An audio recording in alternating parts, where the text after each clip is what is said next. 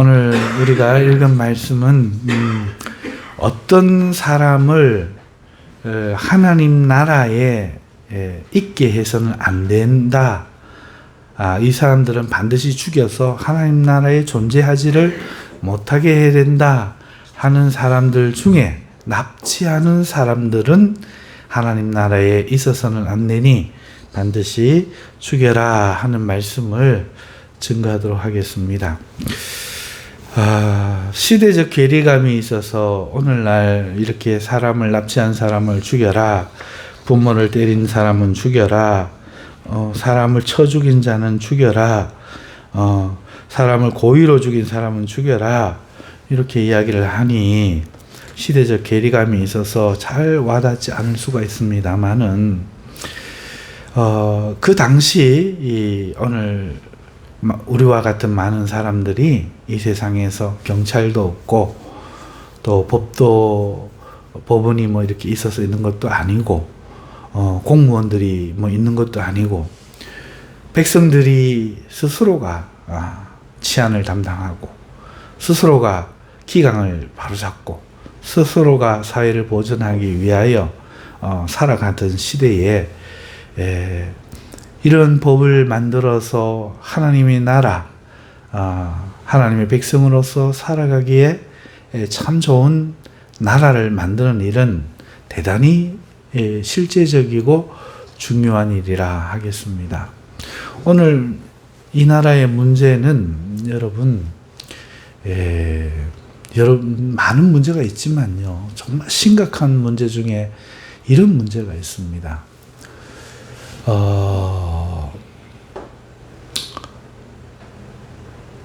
아이를 유치원에 보내는 거는 심각한 문제입니다. 자기 아이를 다른 사람이 양육하도록 맡기는 거, 이것은 저만 심각하다고 이야기한 게 아니라 16세기 이후에 프랑스와 유럽의 모든 도시에서 명망 있는 학자들이 모두가 주장했던 말이에요. 자기 아이를 맡기면 안 된다. 내 자녀의 교육을 남에게 맡기면 안 된다 하는 거죠. 심각하게 듣지 않을 수 있으나 여러분 한번 생각해 보십시오. 여러분 지금 학교에 우리 자녀들을 맡기지 않습니까? 그러고는 선생님이 그걸 해주길 바랍니다.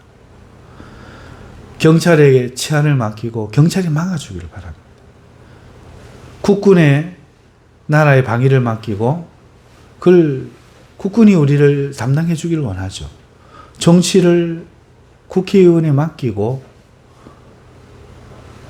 있는 거죠. 그러다 보면 어떤 일이 생기는가 하면은 우리의 바람과는 전혀 다른 일이 생깁니다. 주권을 빼앗기는 거죠. 우리의 권리를 지킬 수 없을 뿐만 아니라 안 좋은 상황이 되었을 때 그것을 바로잡을 수가 없습니다. 내 자녀를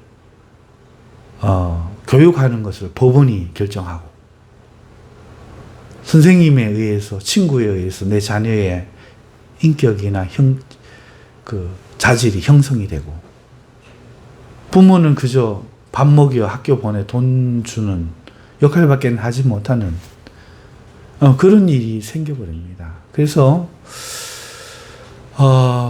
제가 사회학을 공부할 때 프랑스 학자들의 유모에게 자기 자녀를 맡기지 마라 라는 그 책을 읽으면서 많은 토론들을 한 적이 있었는데요. 여러분, 이 하나님의 나라에 사는 이 백성들 모세 당시에는 치안을 스스로 책임져야 돼요. 국가적인 전쟁이나 이런 것들은 하나님께서 막아주십니다. 그러나 이 안에 도둑이 끓고 이 안에 살인범이 나타나고 이 안에 유언비어가 중상모략이 난무하는 이 모든 일들을 막는 것은 하나님의 백성들 스스로가 책임지는 자기들의 일이었다는 거죠. 그래서 개인적인 삶이면서 동시에 공동체적인 책임을 분담하면서 공의적인 그 하나님 나라의 질서와 하나님 나라의 엄격한 규율들을 시행하는 자들로 살아갈 수밖에 없는 그런 시대에 주시는 법이기 때문에 그때 당시에는 전혀 이상한 말이 아닌데 오늘 우리에게 일이 많은 시대 성경을 성도들이 일주일에 한 장, 두 장도 안 읽어봐요. 왜? 그게 훈련이 돼서 목사님이 주일날 설교해 주신다는 거죠. 그건 택도 없는 거거든요. 학교에 자녀를 보내놓고 선생님이 인격을 형성시키고 올바른 사고를 갖게 한다는 거 택도 없는 얘기죠. 부모가 좋은 얘기를 늘 들려주고 어떻게 살기를 바라는지 그 뜨거운 가슴을 자녀들에게 이야기해주며 또 살아가는 모습을 보여주고 자녀들의 삶에 적극적으로 개입해서 자녀들을 올바른 방향으로 이끌어갈 때 겨우 자녀들은 바르게 중심을 잡아갈 수 있는 거거든요. 방임하고 맡겨놓고 그러면은 어느 이리가 어느 나쁜 정신들이 그 아이를 해칠지 우리가 알 수가 없거든요. 보장할 수 없는 겁니다. 방임 맡겨놓으면 안 되는 거죠. 마찬가지로 오늘 우리 삶의 주권은 우리가 지켜야 되는데 이 시대는 그러한 삶의 책임을 하나님 백성 스스로가 개인의 삶도 공적인 삶도 져야만 했던 그런 시대입니다. 그런데 오늘 책임을 다른 사람들에게 맡겨놓는 지금 이 시대는 너무 익숙해져서 설교도 성경 보는 것도 기도하는 것도 목사님이 눈물로 그냥 성도를 위해서 기도해 주기를 바라고 맡겨버리는 거죠. 목사님이 열심히 성경을 연구해서 나에게 하나님의 말씀을 들려주기를 맡겨버린 거죠. 자녀가 학교 가서 무슨 짓을 하는지 모르는 부모들처럼 성도들도 마찬가지죠. 다 자기 신앙을 자기가 챙겨야 되는데 목사님한테 맡겨놓으니까 신앙이 자랄 생각도 안 하고 아무런 힘도 없고 그렇게 되어버린 겁니다. 이것은 정말 이 나라의 우리의 큰 위협이라 하지 않을 수 없습니다. 이거는 우리는 닭장 속에 길러지는 닭과 같고 양육되어는 가축과 같은 거예요. 주권이 있다고 하나 그건 주권은 이용당하는 거죠. 하나님의 나라는 항상 하나님이시라는 통치자, 그 다음에 백성이 거하는 땅, 그리고 하나님의 백성인 우리로 이루어지거든요. 이게 하나님 나라입니다. 그러니 하나님 나라는 사회적인 거예요. 하나님 나라는 사회적인 겁니다. 교회 안에 들어오는 거죠. 왜? 이 교회가 사회이기 때문에. 하나님 예수 그리스도라는 분 자체가 교회고 그분이 머리고 우리가 몸이며 그와 우리가 모든 백성들이 하나님의 나라이거든요. 그래서 하나님께서는 항상 하나님 나라를 사회로 말씀을 합니다. 그러므로 오늘 우리는 신앙생활에 어떤 마음을 가져야 되는가 하니까 개인적인 신앙도 있지만 공적인 신앙도 있고 그래서 개인적인 책임과 함께 공적인 책임도 같이 져야 되는 거죠. 누가 졸면 옆에 가서 깨워야죠. 누가 방황하면 옆에 가서 같이 붙잡아야죠. 내가 왜 우리 목사님이 있는데가 아니라 여러분들이 사회적인 존재이기 때문에 그렇게 해야 하는 것이 맞는 겁니다. 그러니 이 시대에는 사람을 납치하는 자를 살려둬서는 안 되는 거예요. 한두 사람 개인적인 일이라고 방관하고 놔두면은 무슨 일이 벌어질지 모르죠. 나중에는. 그런 사람들이 부모를 때린 자가 남을 때려서 죽인 자가 고의로 사람을 살해한 자들이 여러분 10사람이 뭉쳐보십시오. 사람을 때릴지 모르는 사람 50사람보다 셉니다. 무슨 말인지 이해 안 가신다면 예를 들어 볼게요. 학교에, 중고등학교에 일진이라고 하는 애들 서너 명이 한 반에 애들을 다 휘어잡습니다. 걔들 10명, 20명이 모여갖고 학교 전체를 뭐 자기 마음대로 하고 애들을 마음대로 때리고 심지어 선생님도 구타를 해요. 지나가는 어른도 때리고요. 애들이 겁이 나서 못 달려듭니다. 그걸 방임하고 학교에 맡겨놓고 경찰에 맡겨놓고 누가 책임을 집니까? 아무도 책임을 지죠. 이 시대 대한민국에 지금 2024년에 현재의 이 학교 비리 문제, 학폭 문제, 왕따 문제 누가 책임집니까? 바로 그것이 나의 책임이고 우리 학생들 책임이고 선생님들의 책임이고 부모의 책임으로 가지고 있을 때 함께 참여할 때 담배 피운 옛날처럼 담배 피운 애를 보면 너 이리 와라. 무슨 담배를 피우냐 때려가지고 이름 뭐야? 부모님 찾아가 학교 찾아가고 얘 담배 피웠어요. 그러던 시절에는 아이들이 담배도 피우지 못했고 아주 있어도 소수였죠. 뭉치질 못했죠. 그런데 지금은 그렇지 않죠. 정반대 일이 벌어진 거예요. 지나가는 청년을 중학생이 때려갖고 가서 담배 사와라 하고 이런 일이 벌어지는 거죠. 그래서 나쁜 사람들, 사람을 쳐서 죽이는 만큼 성격이 나쁘고 고의로 죽일 만큼 심성이 악하고 부모를 때리는 만큼 인격이 형성 안 되고 삐뚤어진 사람도 불쌍히 여기고 싶죠. 개인적으로는 내 아들일 수 있고 개인적인 우리 친척일 수 있단 말이에요. 내 친구일 수 있단 말이에요. 하지만 이 사회를 생각하면은 놔둬서는 안 되는 거예요. 왜? 걔들이 뭉치버리면은 걷잡을 수가 없는 거죠. 걔를 안 맞기 위해서 따라다니고 추종하면서 항상 보면은 일진 옆에 보면은 심부름하고 꼬북 노릇하는 그런 애들이 더 문제 아닙니까? 네.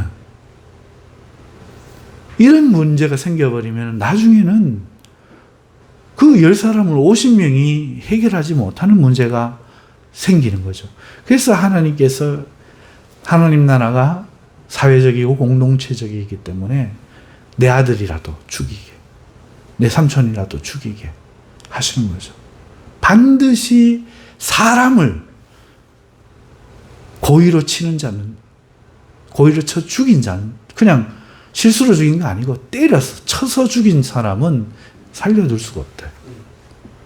네 아들이라도 죽여라. 반드시 죽여라. 부모를 때리는 사람은 이미 안 된다. 아이들이, 다른 아이들이 다 보고 그것도 배운다. 죽여라.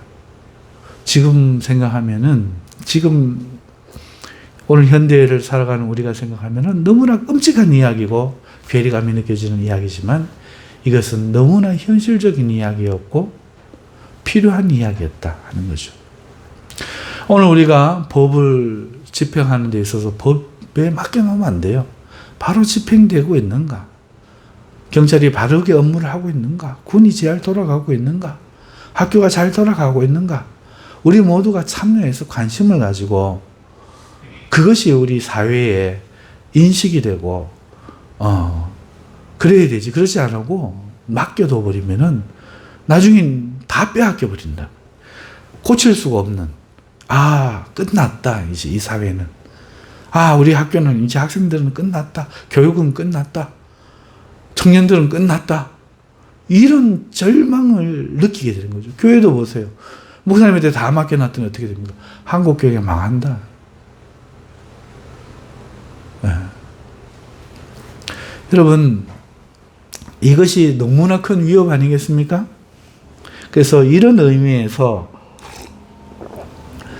오늘 이 괴리가 느껴지는 말씀이 아니다. 오히려 이 시대가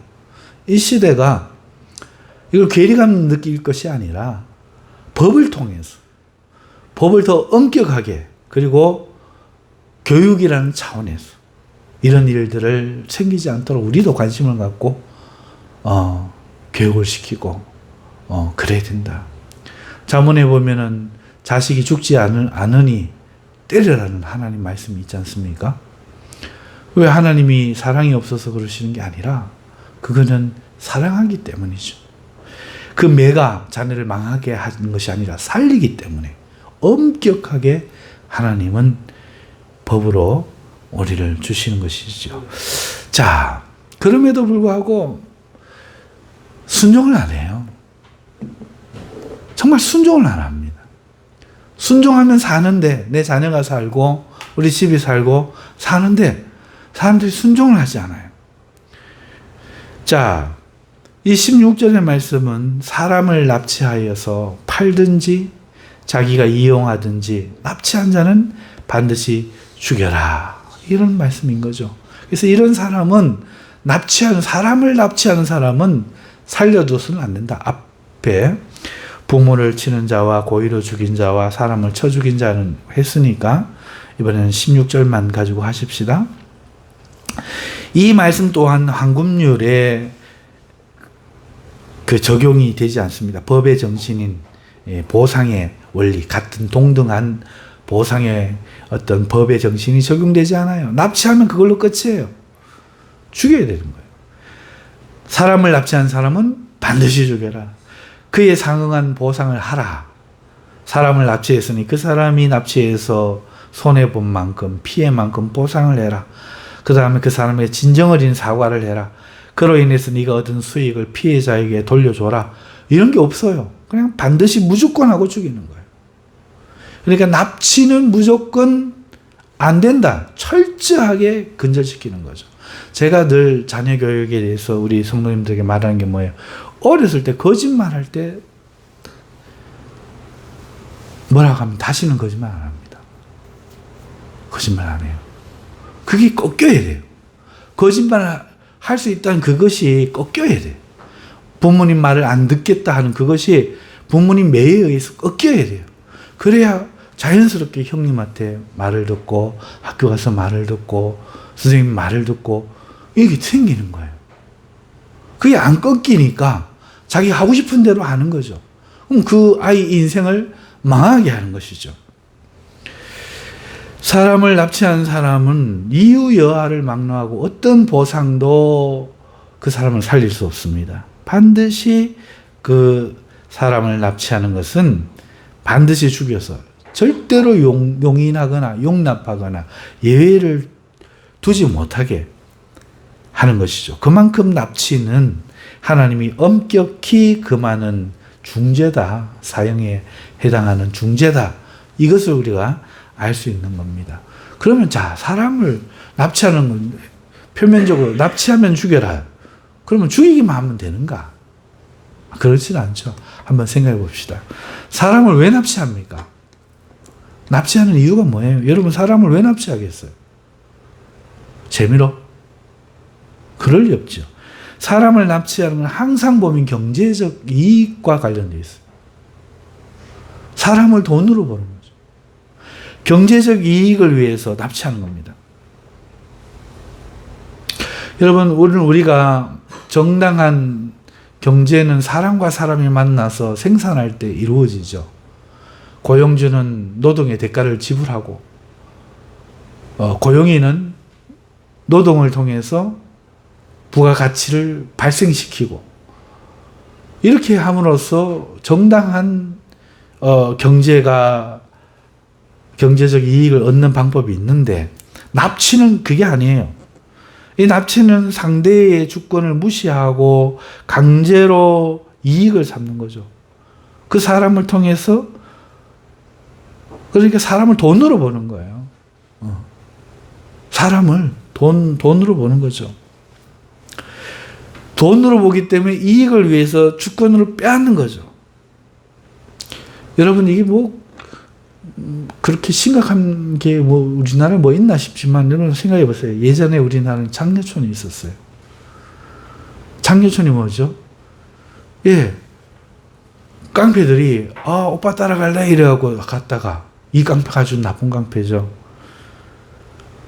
어느 방에 가서 가두어 놓고 성폭행을 합니다. 한 달이고, 두 달이고. 깡패들이 돌아가면서 성폭행을 하는 거예요. 그리고 마약을 먹이는 거죠. 그리고 그 사진을 다 찍고 너 집에 알리겠다, 뭐 하겠다, 도망 못 가게 하는 겁니다. 실제 있었던 얘기입니다. 우리나라에 있었던 이야기예요. 지금은 많이 없어졌어요. 실제로 있었던 얘기입니다. 그래갖고 대구만 가도 저기 그 서문시장 위에 그 올라가면은 밑으로 내려오면은 달성공원 밑에 그리고 대구역에 전부 창녀촌들의 아가씨들이 하얀 옷 입고 집에 못 가는, 그게 우리 어릴 때니까 한 30년 전의 일이에요. 3, 40년 전의 일이에요.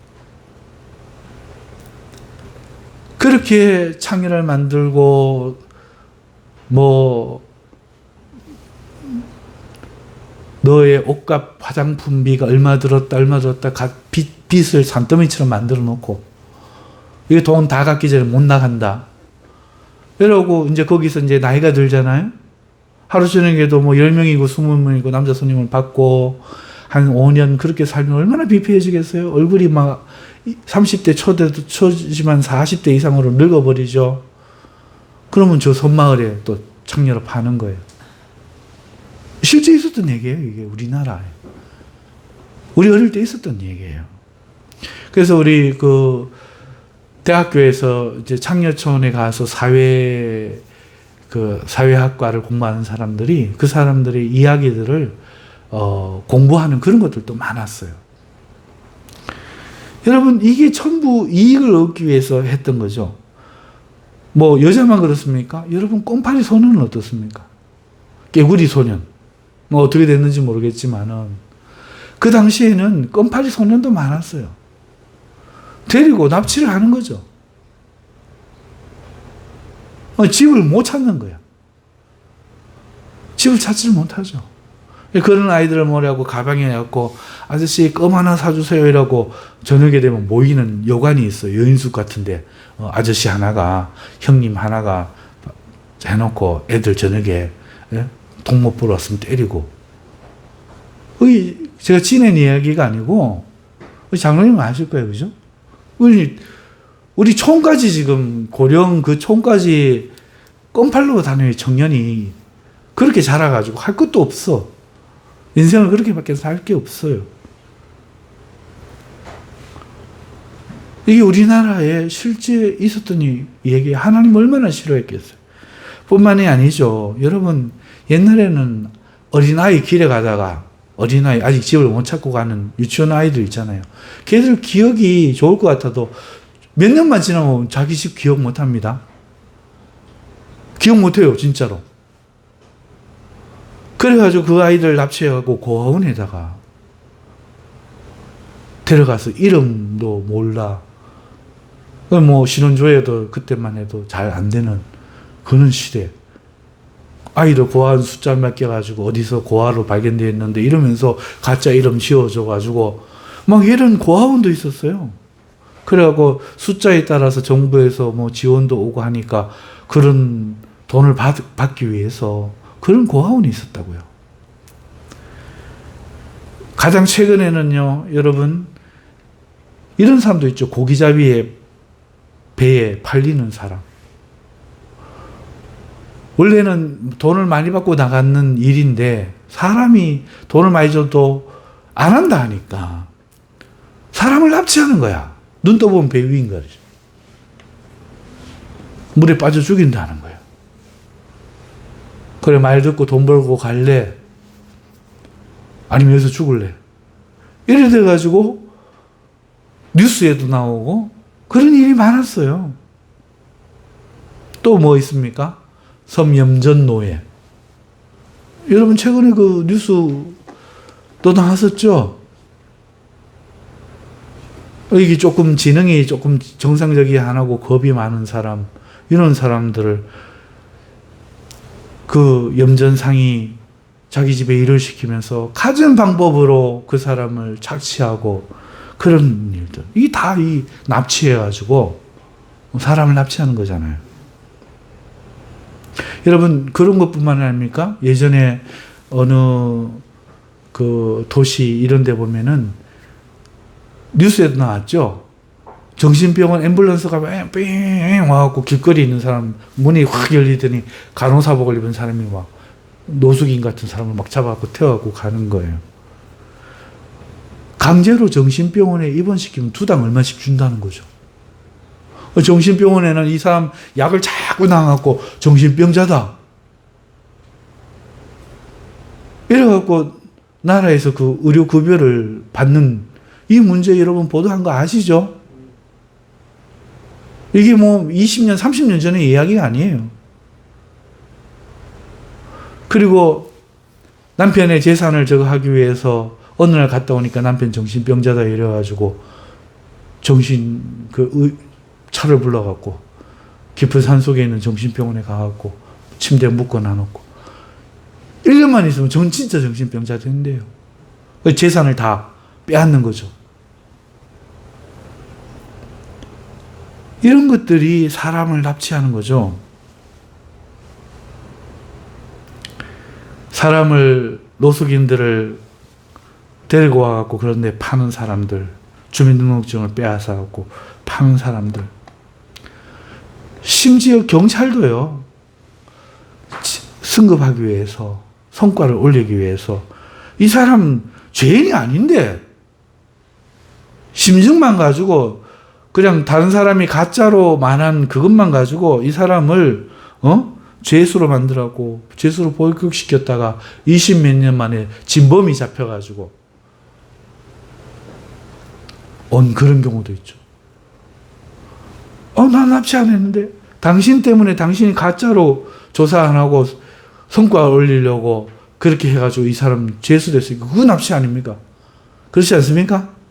네. 그런 일들이 이 나라에 있다는 말이죠. 뿐만 아니라 그 누구죠? 서울에 자기 집에서 사람을 인육을 중국인 조선족 누구죠? 토막을 만들어가지고 집에서 사람을 화장시키고 왜 그래요?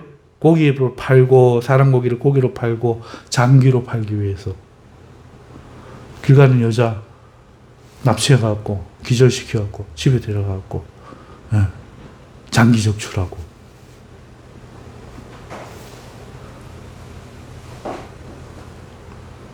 아이들 유기해서 납치해서 몸값을 요구하고 노숙자들 납치해서 병원에 입원시키고 그들의 신분으로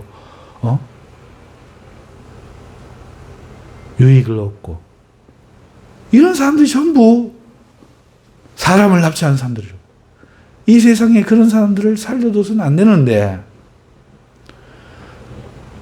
오늘 우리가 모두 방치하고 경찰이 알아서 하겠지. 정치인들이 알아서 하겠지. 그 방임한 결과 지금 이 대한민국이 손 쓸 수 없는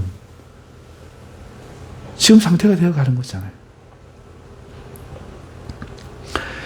사람은 하나님이 자유의지를 주셨어요. 하나님을 닮아서 하나님께서 자유의지를 주셨는데 그래서 자유의지가 존중되어야 되는데 이 자유의지에 반하여서 사람을 납치하고 세뇌해서 강제하여 이익을 얻는 그런 모든 집단들 이게 하나님 미워하시는 겁니다. 납치해서 팔든지 자기 집에 데리고 자기가 사용하든지 무엇이든지 하나님께서는 반드시 죽여라 하십니다.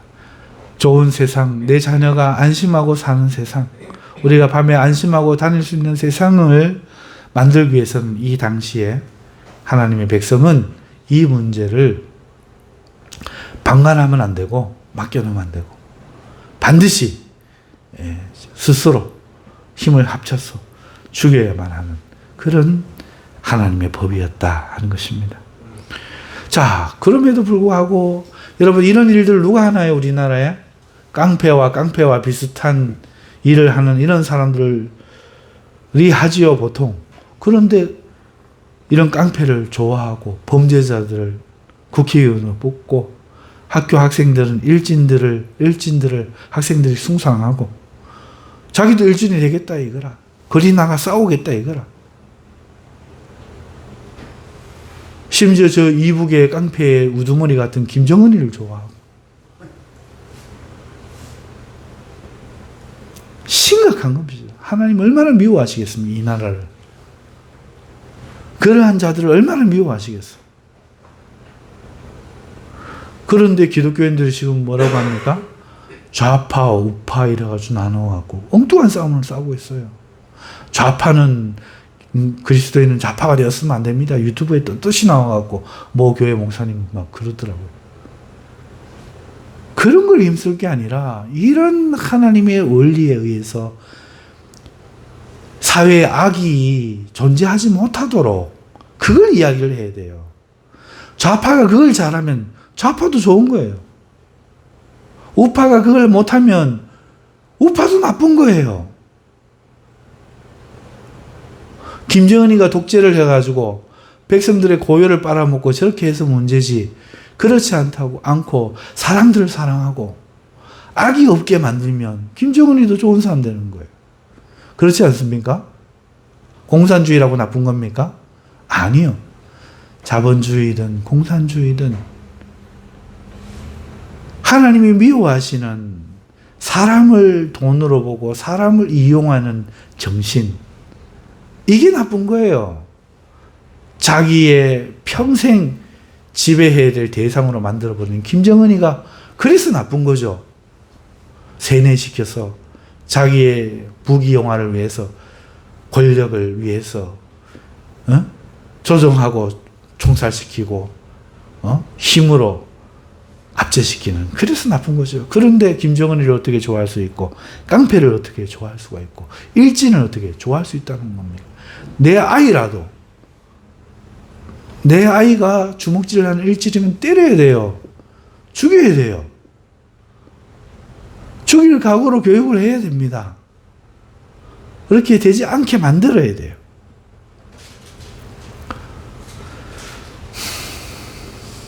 이게 하나님의 백성이 싸워야 될 싸움이 아니겠습니까? 이념의 지배자가 아니라 하나님의 법을 수호하는 싸움. 사람을 경제적 이익으로 하려고 하는 그 사상, 그것이 가능하다고 보는 이 사상을 배척하는, 사람은 사람끼리 서로 도움이 되는, 나는 너에게 급여를 주고 너는 나에게 노동을 주고, 그게 종되는 법칙 앞에 이야기한 거 아닙니까? 누군가는 그렇게 해야만 되니까. 하지만 그 방식 외에 사람을 납치해서 노동을 고용하거나 팔아서 이 경제적인 이익을 착취하는 것, 이것은 반드시 죽여야 할 죄다 하는 것이 하나님의 뜻이었던 것입니다. 여러분들이 이러한 하나님의 법을 위해서 검사가 되고 판사가 되고 경찰이 되고 국회의원이 되고 대통령이 되어야 될 필요가 있습니다. 여러분들이 힘을 가져야 돼요. 맡겨놓으면 안 돼요. 내가 해야 돼. 내가 그런 사람이 돼야 돼. 나는 경찰이 적성에 맞는 것 같아. 그럼 경찰에 대해서 치안을 책임지세요. 범인을 꼭 잡아내세요. 검사가 돼서 여러분 사람의 그 죄를 증명해내세요. 판사가 돼서 제대로 된 형량을 매기세요. 제대로 된 법을 적용시키세요. 대통령이 돼서 올바른 정치를 하셔야 됩니다. 국회의원이 돼서 여러분들이 이 나라를 살리셔야 돼요. 악한 사람들이 승리하는, 악한 사람들이 사람을 이용하는 그것을 막아야 됩니다. 잘못된 기업인들이 서지 못하게 만들어야 되고, 악한 사람들이 뭉치지 못하게 만들어야 되고, 모든 사람들이, 내 부모, 내 누이, 내 형제가 동생이 편안하게 쉴 수 있는 그런 나라를 우리가 만들어야 된다는 거죠. 너희가 죽이게 하는 데는 그런 의미가 있는 거예요. 오늘 이것은 우리와 괴리가 있고 우리와 상관없는 법이다 이렇게 생각하시면 안 되고, 물론 법에 맡겨야 되겠지만 오늘 우리는 그만큼 더 큰 책임감을 가지고 우리가 싸워야 될 싸움이 뭐냐. 교회에 와서 맨날 찬송 드리고 예배 드리고 돌아간다고 끝나는 게 아니고, 하나님 나라는 사회라니까요. 여러분들이 이 세상에 하나님의 빛과 소금이 되어야 됩니다. 여러분이 국회의원이 되고 대통령이 되고 경찰이 되고 검사 판사가 되고 무엇이 되든지 간에 여러분들이 이 세상의 정의와 공의를 지키는 싸움을 싸워야 됩니다. 그게 그리스도인의 몫인 줄 믿습니다. 아멘. 하나님은 사람 자체의 주권을 굉장히 귀하게 여기십니다. 여러분들이 그렇게 하셔야 돼요. 사람을 돈으로 버는 세상 자체를 하나님은 싫어하십니다. 이러한 마음을 가지면 안 돼요. 사람을 유익의 대상으로 보면 안 돼요.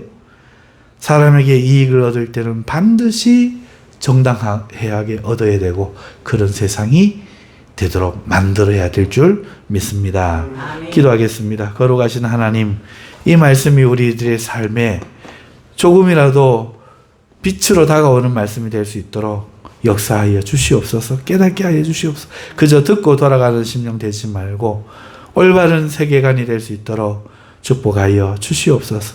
예수님의 이름으로 기도합나이다. 아멘.